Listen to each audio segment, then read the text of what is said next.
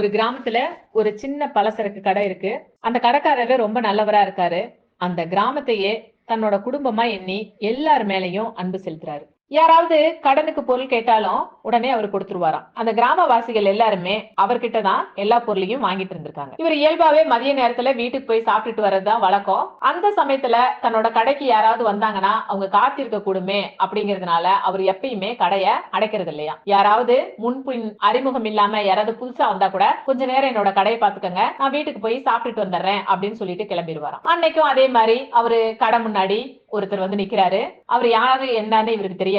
இவர் உடனே கேக்குறாரு போய் அவர்கிட்ட, எனக்கு ஒரு உதவி செய்ய முடியுமா, நீங்க என் கடைய பாத்துக்கிறீங்களான்னு. ஆனா வந்து நிக்கிறவரு திருடன் இவருக்கு தெரியாது. உடனே திருடனும் சரி சரி அவனுக்கு லக்கு அப்படின்னு மனசுல நினைச்சுக்கிட்டு நான் உங்க கடைய பாத்துக்கிறேன், நீங்க போயிட்டு வாங்க அப்படின்னு சொல்லிடுறான். கடைக்காரரும் வீட்டுக்கு கிளம்பிடுறாரு.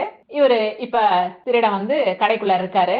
சில பேர் வராங்க, அவங்களுக்கு எல்லாம் இவரு வியாபாரம் பண்ணிட்டு இருக்காரு.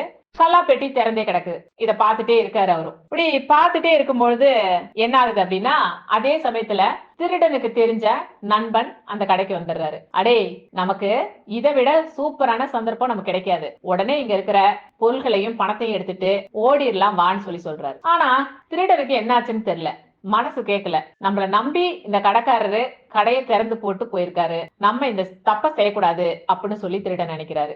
அப்படி நினைக்கும் பொழுது இவருக்கு திருடுறதுக்கு மனசு வரல. அதே சமயத்துல கடைக்காரரும் வந்துட்டாரு.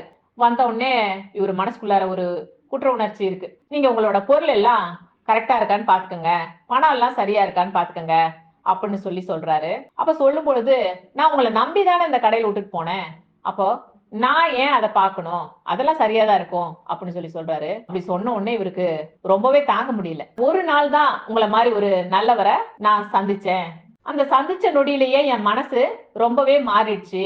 உங்களை மாதிரி ஒரு நல்லவங்களுடைய நட்பு எனக்கு கடைசி வரைக்கும் இந்த உலகத்துல கிடைச்சதுன்னா நான் எப்படி இருப்பேன் அப்படின்னு சொல்றாரு. கடைக்காரருக்கு ஒண்ணுமே புரியல. ஏன் இப்படி எல்லாம் சொல்றீங்க அப்படின்னு சொல்லி கேக்குறாரு அவரை பார்த்து. அப்பதான் திருடன் சொல்றாரு, ஐயா என்ன மன்னிச்சிடுங்க, நான் ஒரு திருடன். என் நண்பனும் நானும் கடையில திருடிட்டு ஓடிடலான்னு நினைச்சோம். ஆனா நல்ல வேலையா என்னோட இயல்பான திருட்டு குணம் இன்னைக்கு மறைஞ்சு போயிடுச்சு.